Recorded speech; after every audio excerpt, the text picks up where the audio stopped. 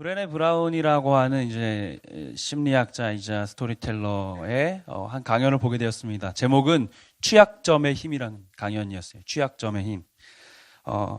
이 브레네 브라운이 했던 그 강연 내용 중에서 굉장히 인상 깊었던 내용이 있었는데, 이 사람이 그 브레이브란 단어랑 커리지란 단어를 구분하는 거예요.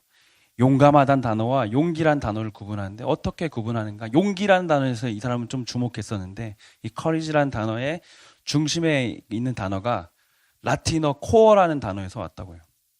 우리가 좀 익숙한 단어죠. 심장이라는 뜻의 단어인데,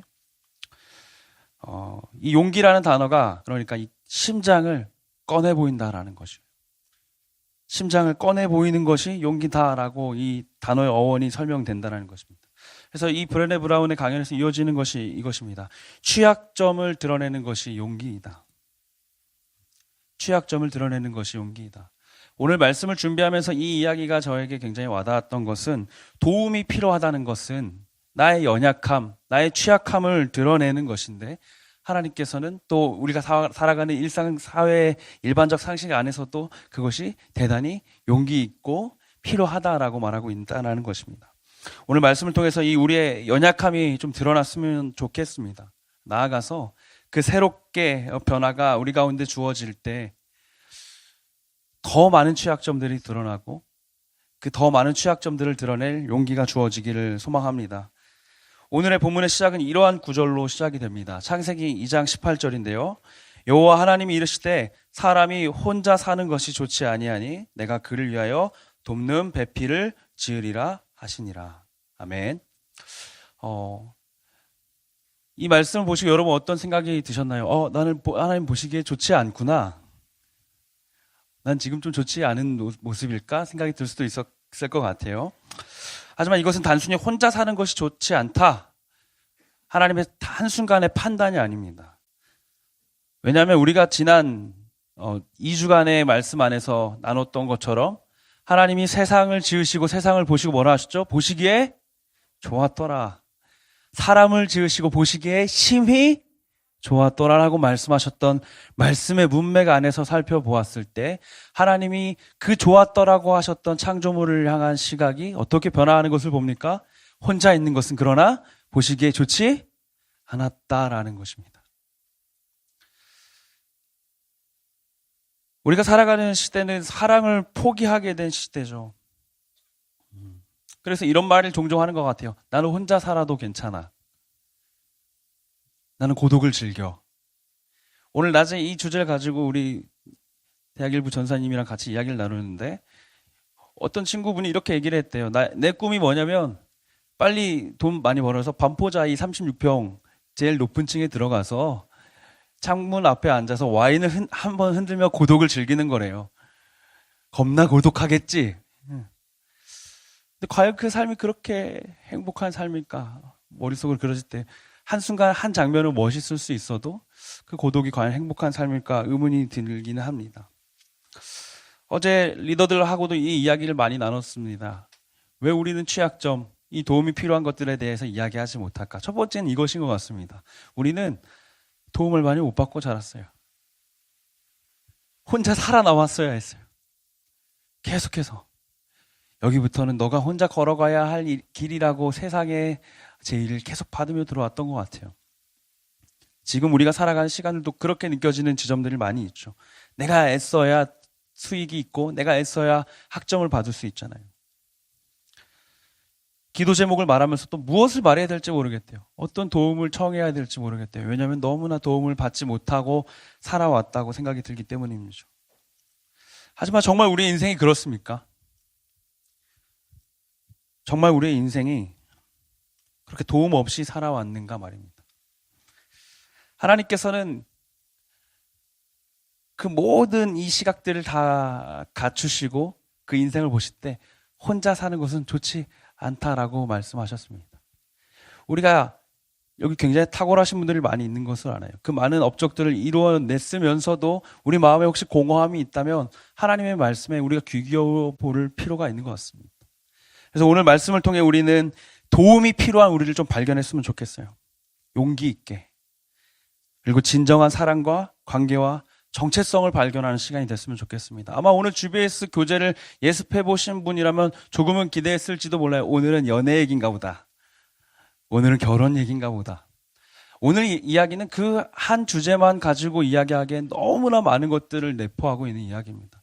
그래서 우리의 삶 전반을 전인격적으로 살펴보는 시간이 되기를 소망합니다. 이러한 주제 안에서 우리가 주목할 세 가지를 같이 살펴볼 텐데요. 첫 번째는 이것입니다. 홀로 서기와 홀로 살기를 구분하라는 것이에요. 홀로 서기와 홀로 살기를 구분하라. 창세기 2장 19절부터 20절인데 같이 한 번만 읽어보겠습니다. 시작.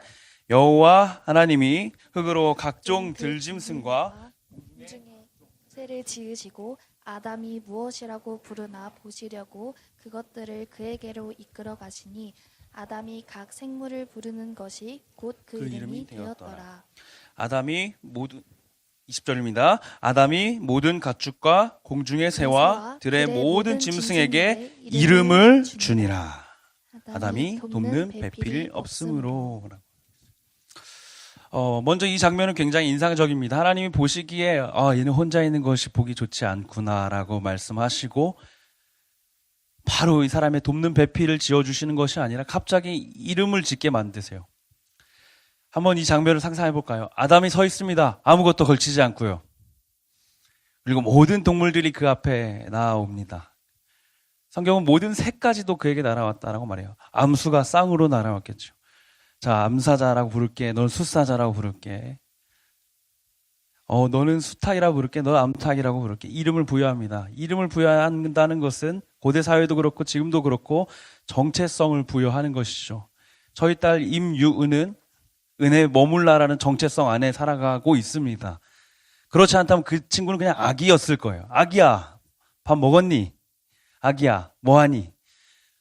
아무런 정체성이 없이 그냥 존재로 그냥 살아갔겠죠. 하지만 이름이 부여되는 순간부터 그는 삶의 목적을 갖게 됩니다. 아담은 그 놀라운 일들을 감당하게 됐습니다. 그러면서도 아담은 자기 앞을 지나가는 수없이 많은 쌍을 보게 됐어요. 함께 살아가고 있는 생물을 보게 되었습니다. 하나님께서는 아무 말씀 없이 처음 사람을 지으실 때부터 아담 옆에 한 여인을 만들어 주셨어도 되었을 것 같아요. 그러면 아담은 그래서 처음부터 그들처럼 함께 살아갔겠죠. 하지만 하나님께서 이렇게 구분하신 이유가 무엇일까? 영적인 상상을 더해서 살펴보았을 때 하나님께서는 아담이 외롭다고 느끼도록 만드신 것 같습니다. 스스로 그 고독의 결핍의 모습들을 마주하게 하신 것이죠. 나에게 필요가 있다. 그의 취약점을 향해, 그의 연약함을 향해서, 그의 결핍을 향해서 나아가게 하신 것입니다. 아담이 스스로가 그 고독을 인식하게 되었습니다. 여러분 어떻습니까? 이 말씀을 볼 때 여러분이 고독한 존재라는 것을 알 수 있습니까? 홀로 살아갈 때. 저는 그 이야기, 그 사건의 발달, 우리가 내 어린 시절부터 혼자 살 수 없었던 존재라는 것을 저희 아기를 일주일 동안 기저귀를 갈아주면서 느끼게 됐어요. 그 친구를 밤마다 분유를 먹이면서 알게 됐어요. 나는 일주일 만에 죽을 수 있는 존재였구나. 정말 분주하게 그 친구는 계속 싸고 먹고 했거든요. 여러분처럼요. 끊임없이 이 순환 속에서 그 친구가 성장해간 지점들을 보면서 홀로 살 수 없는 존재라는 것을 좀 발견했던 것 같습니다. 인류학적 측면에서도 동일합니다. 혼자 모든 것을 처리할 수 있었던 수렵사회가 있었죠. 자기가 사냥하고 자기가 다치면 약을 치료하고 자기가 동굴을 찾아서 들어가던 수렵사회에서 농업혁명이 일어나고 이제는 분업화가 시작이 됩니다. 농사만 짓는 사람이 나타났어요. 사냥만 하는 사람이 나타났어요. 그래서 이들은 자기가 잡은 고기와 쌀을 교환하기 시작했습니다. 그래서 이들은 더 이상 쌀을 재배하지 않아도 되고 고기를 잡지 않아도 되게 됐어요. 어느 순간부터 이 혁명이 계속 발전되다 보니 화폐가 나타났죠. 이 화폐는 우리로 하여금 그 모든 귀찮은 물물 교환의 요소들을 간소화시켰습니다. 그러다 보니 어느 순간 화폐가 없어질 때 우리는 죽을 수밖에 없는 존재가 됩니다. 고립이 되는 것이죠. 그러나 오늘을 사는 우리는 이 재화가 우리 손에 있을 때 그런 위협을 조금도 느끼지 못하고 살아갑니다. 그런 자각이 없이 살아가게 되는 것이죠. 신앙적인 측면에서도 이러한 착각이 있습니다. 홀로 사는 것이 하나님께 집중할 수 있을 거다라는 확신이 있어요. 아, 내가 혼자 살아야 하나님 앞에 더 나아가지. 남편과 아내는 필요 없다. 어제 저희 집에 어떤 그 아내 친구가 놀러 와서 그런 말을 하더라고요. 아, 그런 것 같다. 남편이 있으니까 걸리적까. 그러니까 하나님 앞에 더 집중하기가 어려운 것 같다. 뭐 그런 이야기를 했던 것 같아요. 정말 그러한가요? 오히려 그 사람 너머에 있는 일하시는 그리스도를 더 발견할 수 있는 것이 아닌가요? 하나님께 집중하는 사람들은 끝내 그 하나님이 보고 계시는 곳을 보게 되는 것 같아요. 하나님은 무엇을 보고 계십니까? 세계를 보고 계시죠. 하나님은 사람을 보고 계시죠. 하나님과 함께 가는 사람들은 결국 다시 사람에게 도착할 수밖에 없는 것 같습니다. 우리는 우리 자신의 연약함을 계속해서 자각할 필요가 있습니다. 그래서 아까 우리가 처음 이 첫 번째 주목할 이야기, 홀로 서는 것과 홀로 사는 것을 구분할 줄 아셔야 돼요. 홀로 있는 시간과 함께 있는 시간을 모두 누릴 수 있는 것이 바로 우리입니다. 제가 자주 인용하는 이 보네포 목사님의 말을 잠깐 나누면 이러한 이야기가 있어요. 홀로 있지 못하는 사람은 공동생활을 조심하라 라고 말해요. 홀로 있지 못하는 사람은 함께 사는 시간, 그 공동생활을 주의하라고 말해요. 그러면서도 공동생활에 있지 않은 사람은 홀로 있기를 조심하라. 사람들하고 같이 있기만을 원하고 집에 혼자 가는 것을 두려워하는 사람은 굉장히 지금 무언가 큰 결핍 가운데 있다는 것이죠. 반대로 혼자만 있는 것이 중요하고 사람들과 함께하는 것을 경계한 사람들도 결핍이 있다는 것입니다.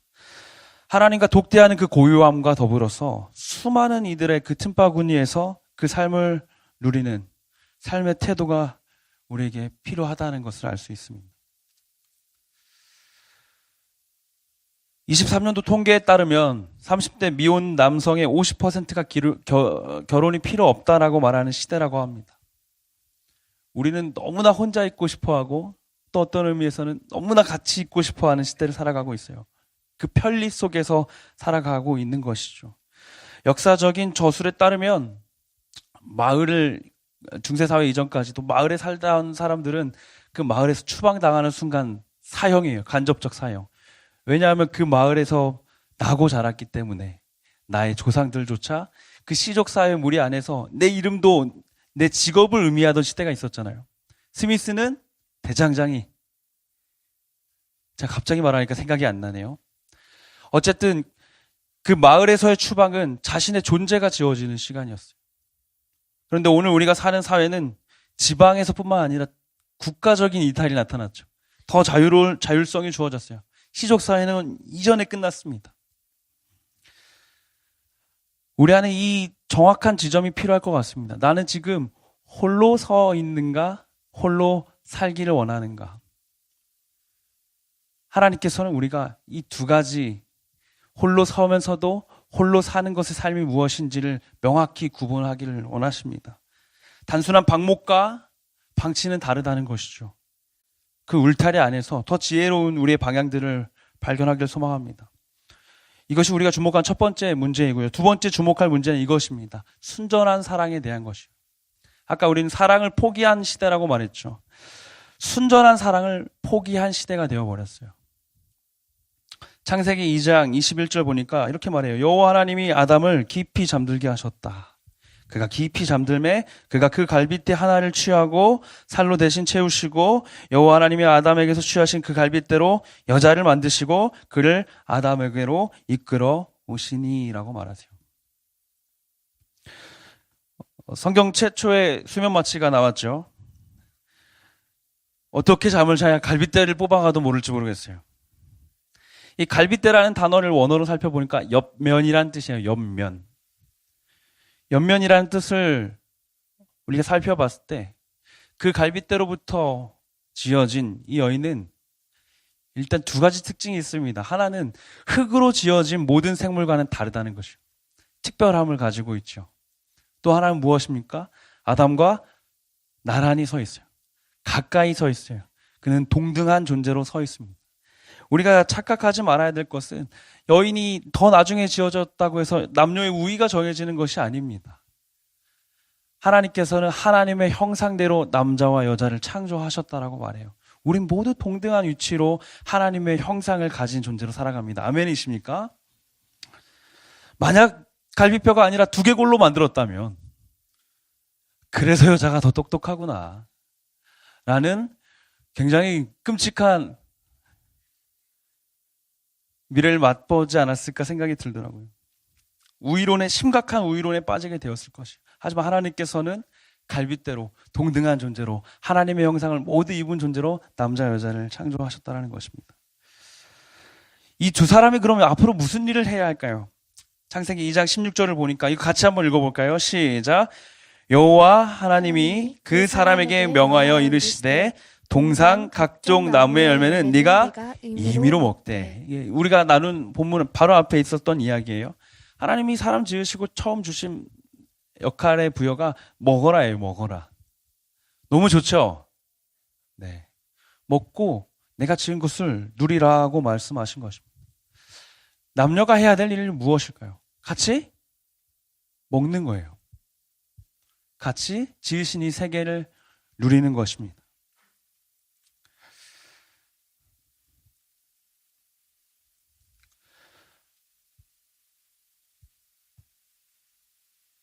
우리가 아까 주목한 그 고독의 모습, 하나님께서는 홀로 있는 것이 좋지 않다라고 여기셨고, 하나님께서는 사람을 지으시고 이 두 남녀가 같이 맛있는 거 먹고 누리라고 하셨어요. 여러분, 다시 우리의 시대로 한번 돌아와 볼까요?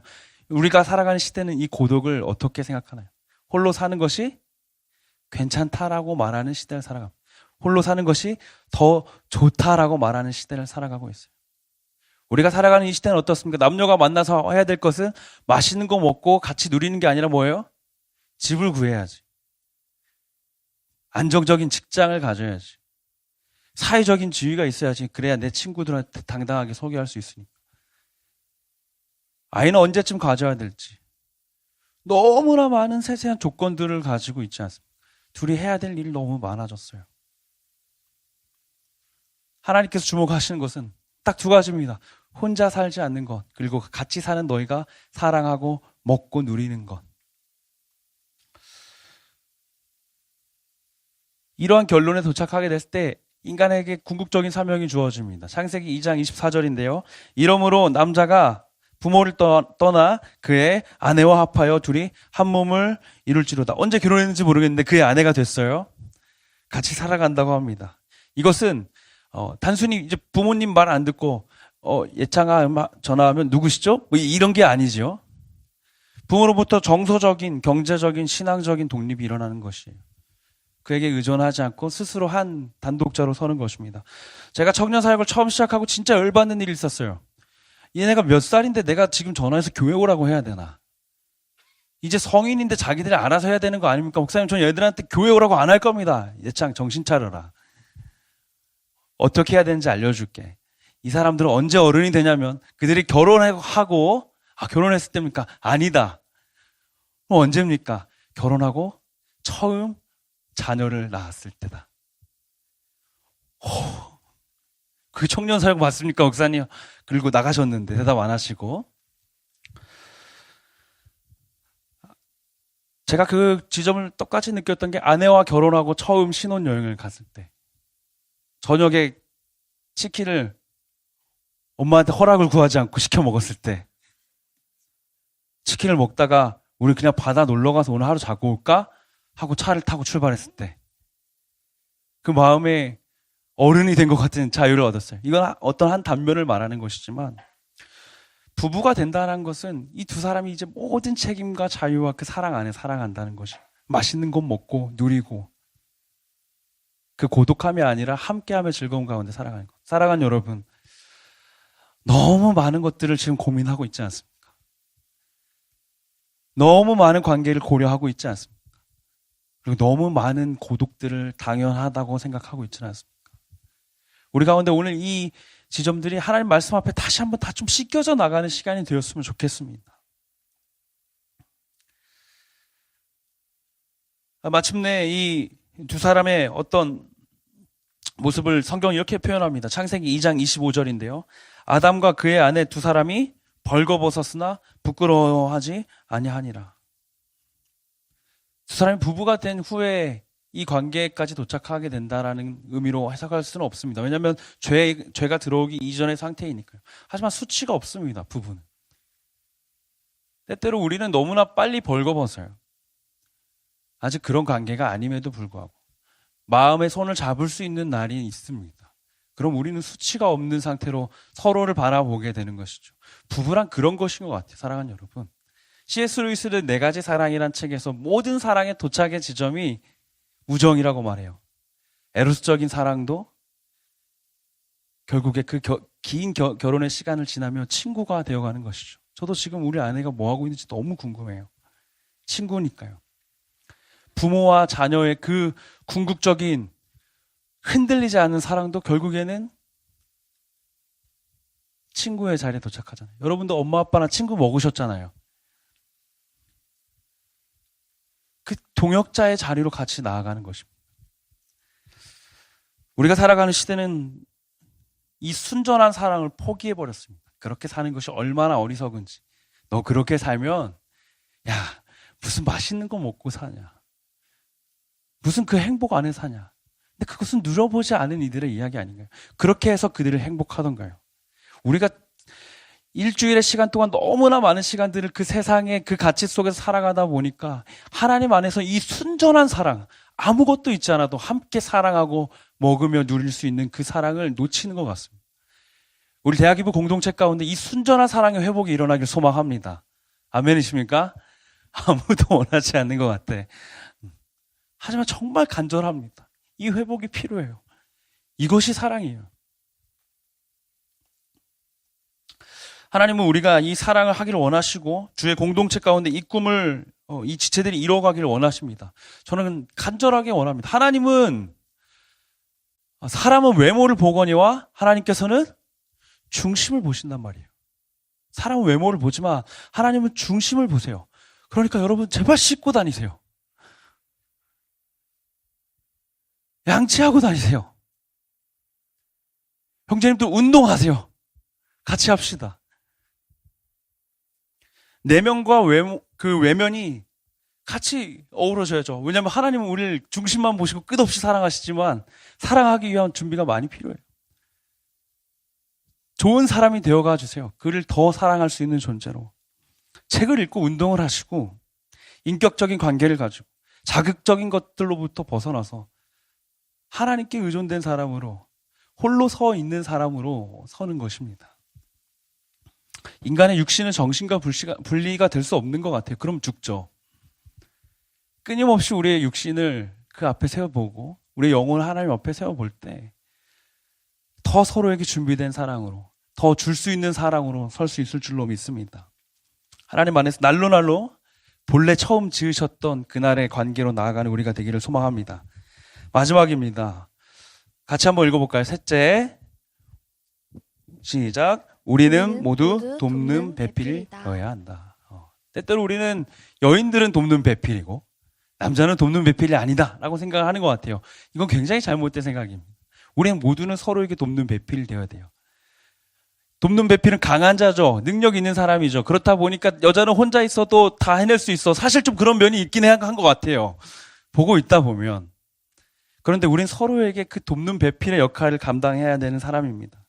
오늘 말씀을 통해서 나를 도와줬던 그 누군가 기억을 더듬어 보세요. 기억을 계속 더듬으시다 보면 그 어린 시절에 머리가 좋으신 분들은 더 깊이 가셔서 내 기저귀를 갈아주던 그분의 얼굴까지 갈 수 있겠죠. 그 고마운 사람들을 발견하는 것입니다. 그 고마운 사람들, 내가 홀로 컸다고 생각하는 그 사람들이 아니라 나를 지금의 자리까지 이끌어준 그 고마운 사람들이 있을 때 도움을 받은 자로 설 수 있고요. 나도 그들처럼 살아가겠다는 도전이 우리 안에 세워져 있는 것입니다. 조건 없이 우리 가운데 사랑이 부어졌으면 좋겠어요.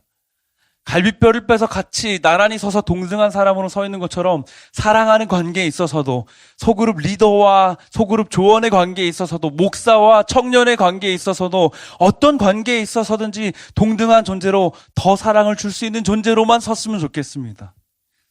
성경에서 이 돕는 배필이란 말은 하나님께 쓰이던 표현이에요. 시편에서는 우리를 도우시는 이 할 때 이 돕는 배필이라는 표현을 써요. 더 강한 자로, 더 준비된 자로, 더 능력을 행할 수 있는 자로 쓰여진다는 것입니다. 하나님을 향한 사랑에 비해서 C.S. 루이스가 이렇게 얘기를 했는데요. 하나님을 향한 사랑에 비해서 인간을 너무 많이 사랑할 수는 없다. 그러나 궤도를 벗어난 것은 하나님을 향한 너무 작은 사랑이지 사람을 향한 후한 사랑이 아니다. 제가 잠깐만 띄워주세요.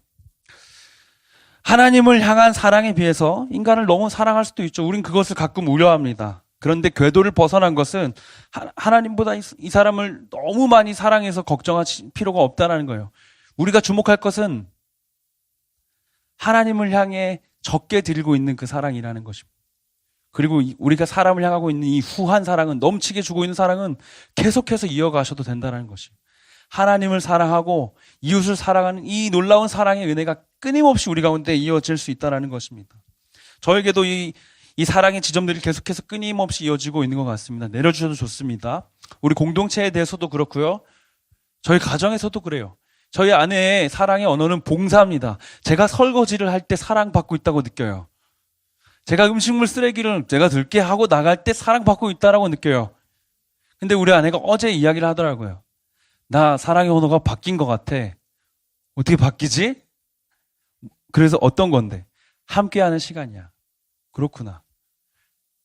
그래서 새벽 2시까지 옆에 앉아서 아내랑 대화를 했어요. 너무 졸렸지만. 돕는 배필로 서는 것은 그 사람의 필요를 주목하고 그 사람을 돕는 존재로 끊임없이 살아가는 것일 줄로 믿습니다. 공동체 안에서 베푸는 사랑의 한계를 정하지 않는 우리가 되길 원합니다. 하나님의 무한하신 사랑이 우리를 관통할 때 그 지체를 향해 끊임없이 채워져 가실 줄로 믿습니다. 말씀을 맺고자 하는데요. 우리가 주목한 이 세 가지, 홀로 설기와 홀로 살기를 구분하여 정말 홀로선 단독자로 누군가를 도울 수 있는 사람으로 서는 것 우리가 너무나 기억했으면 좋겠습니다. 나아가서 너무나 변질된 문화 속에 살아가고 있는 이 시대 속에서 순전한 사랑을 회복할 수 있는 우리가 되기를 소망합니다. 마지막으로 우리 모두가 돕는 배필로 서서 누군가를 세우고 누군가를 채우고 누군가를 더 사랑할 수 있는 존재가 되기를 원합니다. 그러기 위해서는 우리에게 이 모든 힘 주시는 분이 필요하세요. 진정한 도움을 주시는 그분을 우리가 바라볼 필요가 있습니다. 그분은 우리의 도움이 되시죠. 빌립보서 2장 6절에서 8절 이렇게 말합니다. 제가 읽어드릴게요. 그는 근본 하나님의 본체시나 하나님과 동등됨을 취할 것으로 여기지 아니하시고 오히려 자기를 비워 종의 형체를 가지사 사람들과 같이 되셨고 사람의 모양으로 나타나사 자기를 낮추시고 죽기까지 복종하셨으니 곧 십자가에 죽으심이라. 아멘. 처음 세상을 창조하시던 날에 홀로 있는 이들을 좋지 않게 보시고 돕는 배필을 지으신 이가 있으시죠. 죄의 구렁텅이에 빠져서 누군가의 도움 없이는 나올 수 없는 우리를 위해 그 구렁텅이 안에 들어온 분이 우리 가운데 계십니다. 그분은 홀로 서 계신 분이셨습니다. 그래서 매일 새벽 미명에 아버지를 향해 홀로 한적한 곳에서 기도하셨지만 그는 늘 함께 살기를 원하시던 이였기에 수많은 군중과 하루 종일 그 시간을 함께 하셨습니다. 그리고 그들과 함께 먹으셨습니다. 여인의 태에 잉태하신 그 하나님께서 우리의 연약함을 알지 못하실까요? 우리는 홀로 서지 못하고 우리는 홀로 사랑하지 못하고 우리는 더 좋은 돕는 배필 스스로 될 수 없습니다. 그러나 영원한 돕는 배필 대신 그 주님이 계실 때 우리의 한 주는 다시 처음 세상을 지으시고 순전한 사랑이 가득했던 그 날로 돌아가는 한 주가 될 줄로 믿습니다. 이 마음을 가지고 우리가 한 번 더 옆 사람이랑 이렇게 인사했으면 좋겠습니다. 이렇게 인사할까요? 당신은 혼자가 아닙니다. 주님이 배필이 되어주십니다. 마지막으로 이렇게 할게요. 내가 당신의 돕는 배필이 되겠습니다. 우리 한 주가 그렇게 세워지기를 소망하며 우리 함께 찬양하며 나아가겠습니다.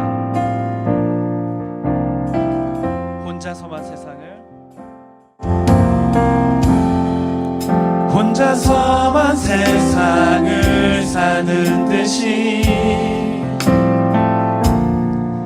주가 멀어 보이기만 할 때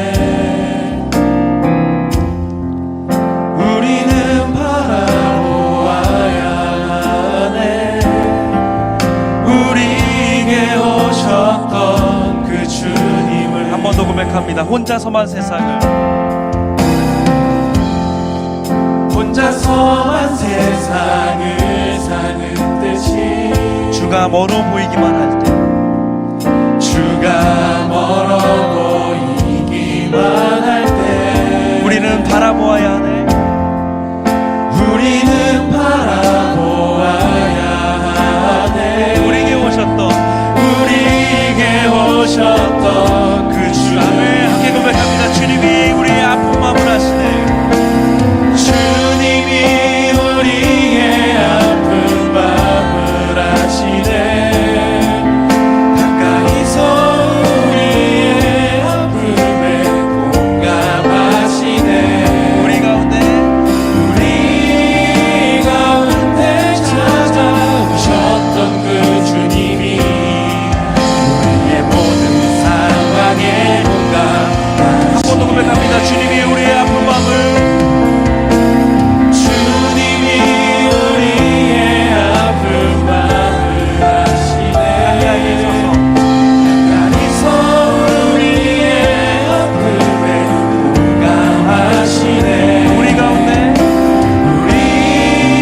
가운데 찾아오셨던 그 주님이 우리의 모든 상황에 공감하시네. 우리 먼저 한번 기도했으면 좋겠습니다. 주님, 홀로 서기와 홀로 살기를 구분하지 못했던 우리의 시간이 있습니다. 그저 내가 혼자 싸워내야 했던 이 인생에 그 고독함을 당연한 것으로 받아들이던 시간이 있었습니다. 그러나 주님, 주의 말씀 앞에서 그 모습이 좋지 않다 여기시는 그 음성 앞에서 영적인 분별을 가지고 홀로 서는 시간으로 우리의 홀로 살기의 시간을 바꿔가게 하여 주시옵소서. 주 앞에 단독자로 그 고요함 가운데 머물게 하시고 함께 보내주신 사랑하는 이웃과 공동체 안에서 그들과 함께 먹고 마시며 누리는 우리의 인생 되게 하여 주시옵소서. 주님, 순전한 사랑을 우리 가운데 회복하여 주시기 원합니다.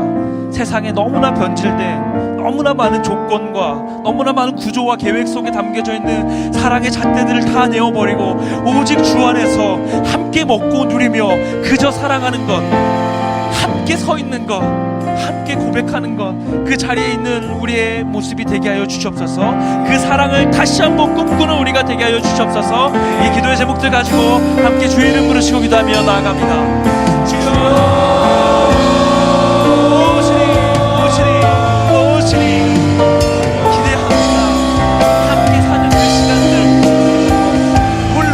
시간이 아니라 홀로 주 앞에 서서 홀로 주와 이 모든 교제를 우리 안에 충만한 마음을 가지고 나아가는 인생 되기를 주셔서 너무나 많은 조건 가운데서 너무나 많은 잣대 가운데 날 사랑을 채워하고 누군가 나에게 줄 것에 주고 나에게 받을 것에 주고 살아왔던 우리 인생들이 아버지 순전한 사랑을 포기하지 않게 하여 주시옵소서.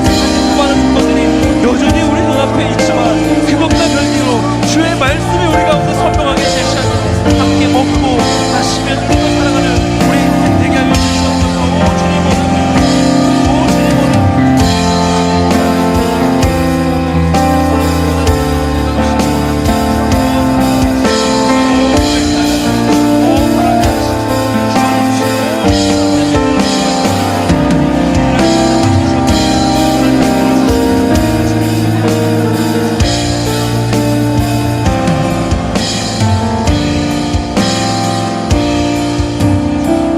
우리 한 가지만 더 기도했으면 좋겠습니다.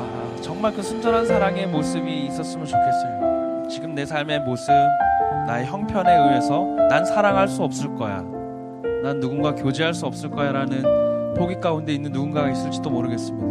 과거의 상처와 가정에서의 아픔들과 아직은 섣불리 뭔가 용기 낼 수 없는 우리의 삶의 모습들이 있을 줄로 믿습니다. 그 모든 시간들 하나님께서 각자에게 주신 가장 좋은 때에 그 사랑의 결실을 맺어주기를 소망합니다.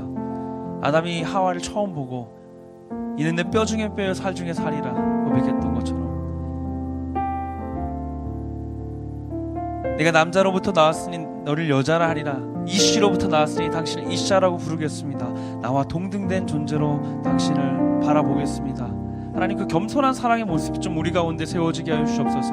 성경이 기뻐하시는 오래 참고 온유하며 모든 것 참고 모든 것 바라며 모든 것 견디어 나가는 그 사랑의 모습이, 그 순전함이 우리 가운데 좀 회복되게 하여 주시옵소서. 그것을 꿈꿀 수 있게 하여 주시옵소서. 우리의 마음이 너무나 굳어졌습니다.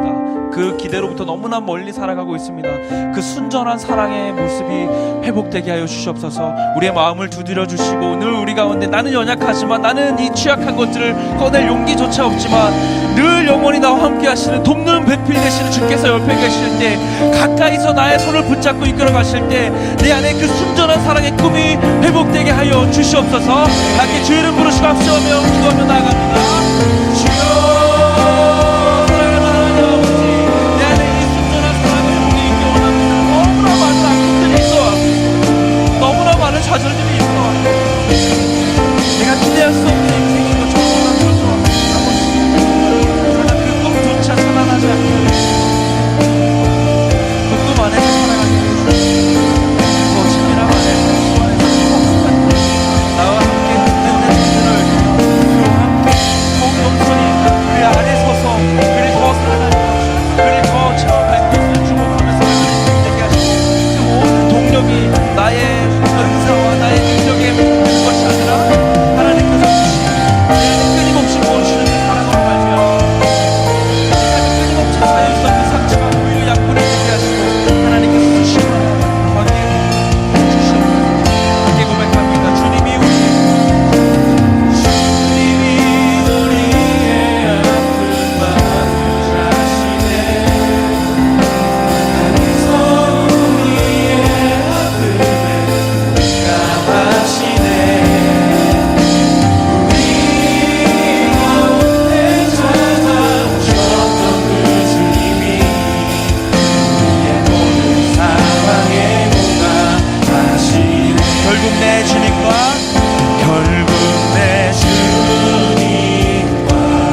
함께 사는 것, 나의 영원한 소원, 주의 아름다움 안에 사는 것, 나의 영원한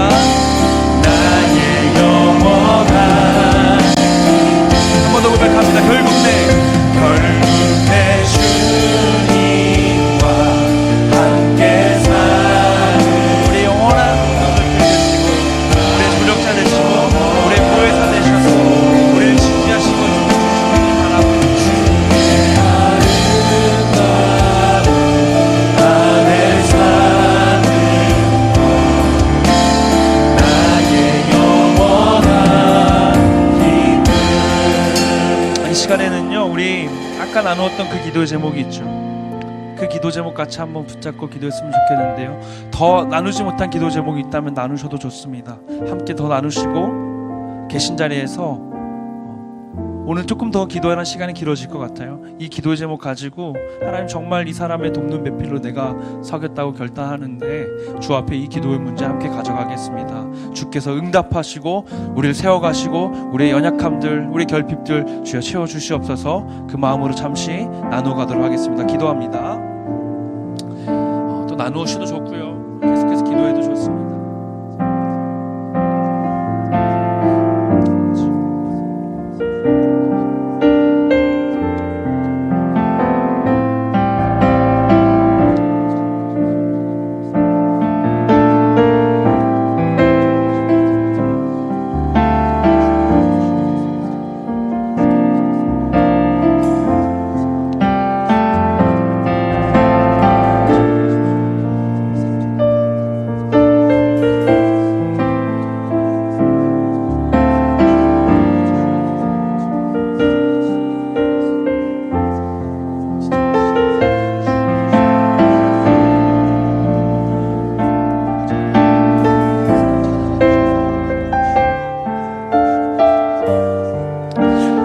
우리 계속해서 하나만 더 기도했으면 좋겠습니다. 아까 나누었던 지체들과 하나만 더 나누었으면 좋겠는데요. 내가 돕는 배필로 오늘 우리에게 주신 그 사명이 있죠. 또 여러 말씀 가운데 주셨던 은혜들이 있을 것입니다. 그 결단을 잠시 한번 나눠봤으면 좋겠습니다. 잠시 나누시고 다시 한 번 더 기도하도록 하겠습니다. 한 번 더 나누겠습니다.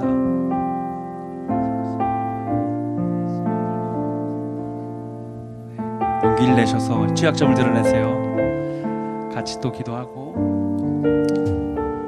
우리 아까 나눴던 지체들하고 계속 기도 제목을 나눠주시면 됩니다.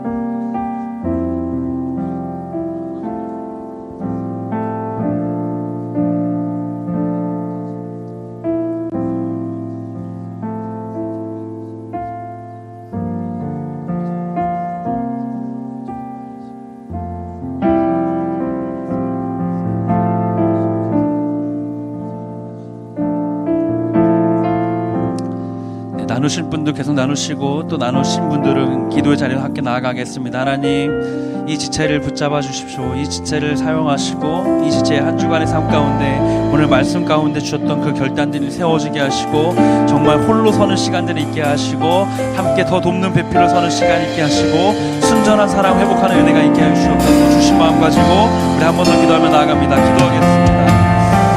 하나님 아버지 감사합니다.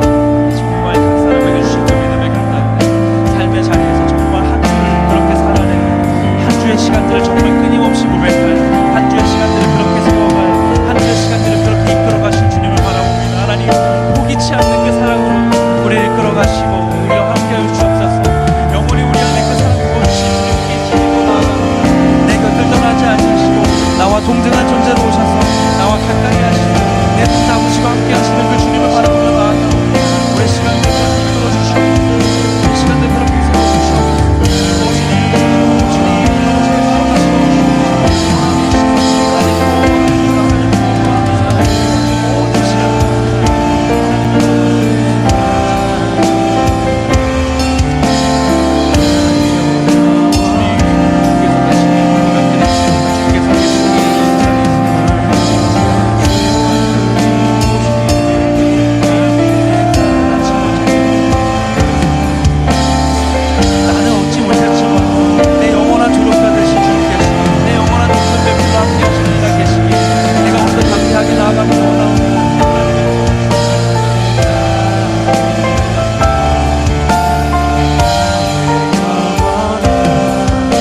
고백합니다. 결국 내 주님과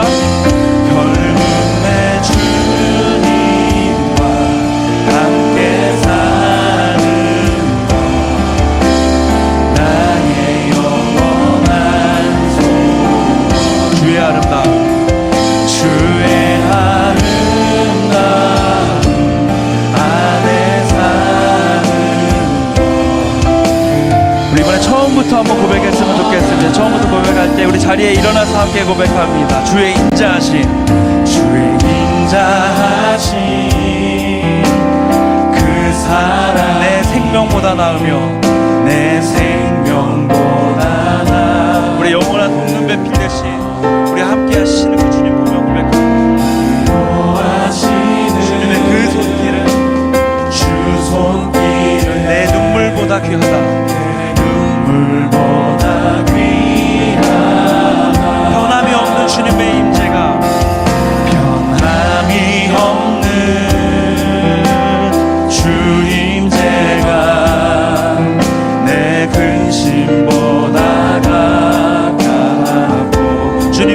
그 보혈을, 주님을 이신 그 보혈을, 그 보혈 내 상처보다 진하다. 내 상처보다 진하다. 우리의 전인격으로 고백합니다. 결국 내 주님과 내 주님과 함께 사는 나의 영원한 나의 영원한 소원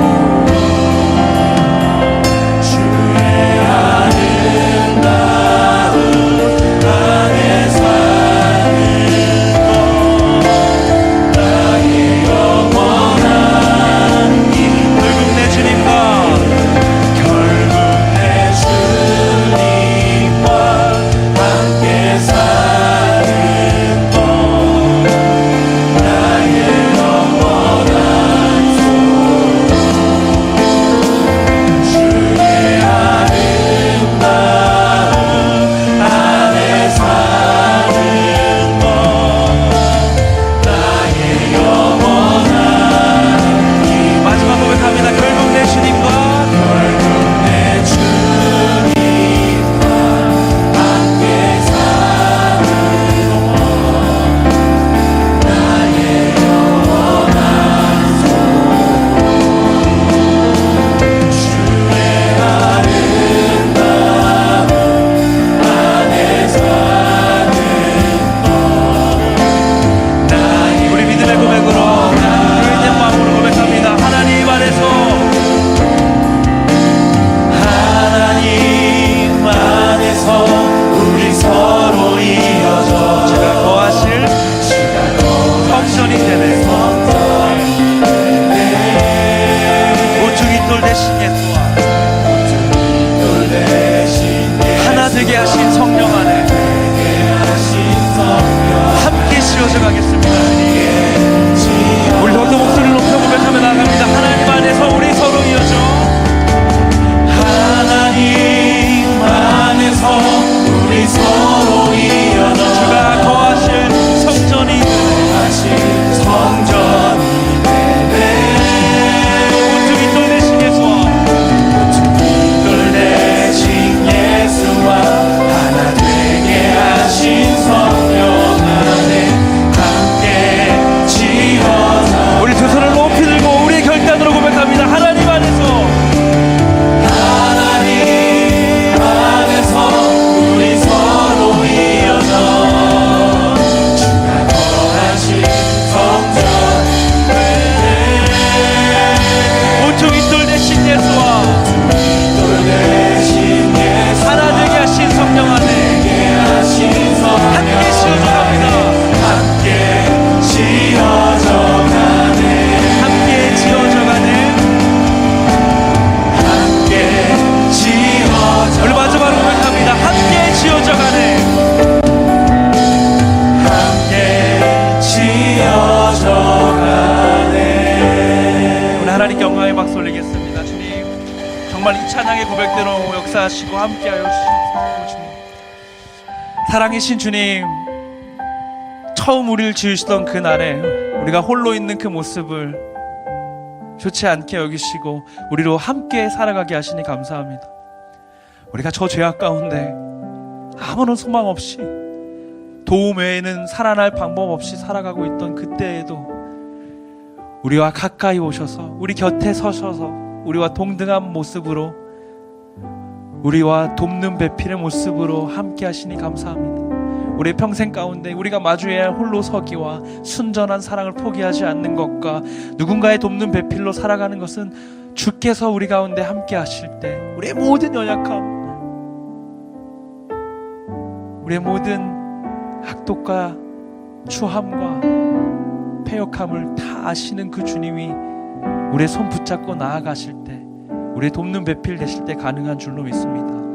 정말 주 안에서 주와 함께 그렇게 걸어가는 또 다른 누군가의 돕는 배필로 순전한 사랑을 꿈꾸는 자로 매일매일 하나님 앞에 홀로 선 자로 설 수 있는 그런 우리 모두가 되게 하여 주시옵소서. 우리 한 주가 그러한 인생들로, 그러한 이야기들로 가득히 채워지게 하여 주시옵소서. 그리하여서 우리가 마주하는 이들마다 우리로 하여금 소망을 얻고, 우리로 하여금 꿈을 꾸고, 우리로 하여금 도움을 얻는 은혜가 있는 한 주 되게 하여 주시옵소서. 감사드리며 사랑이시며 우리의 돕는 배필 되신 영원한 보혜사 되신 우리 주 예수님의 이름으로 기도합니다. 아멘. 이제는 우리 주 예수 그리스도의 은혜와 하나님 아버지의 사랑과 성령의 교통하심이 이곳에 머리 숙여 홀로 서고 순전한 사랑을 꿈꾸며 누군가의 돕는 배필로 살아가기를 결단하는 주의 사랑하는 청년들 위해 이들의 삶 가운데 이제로부터 영원토록 항상 함께 있을지어다. 아멘.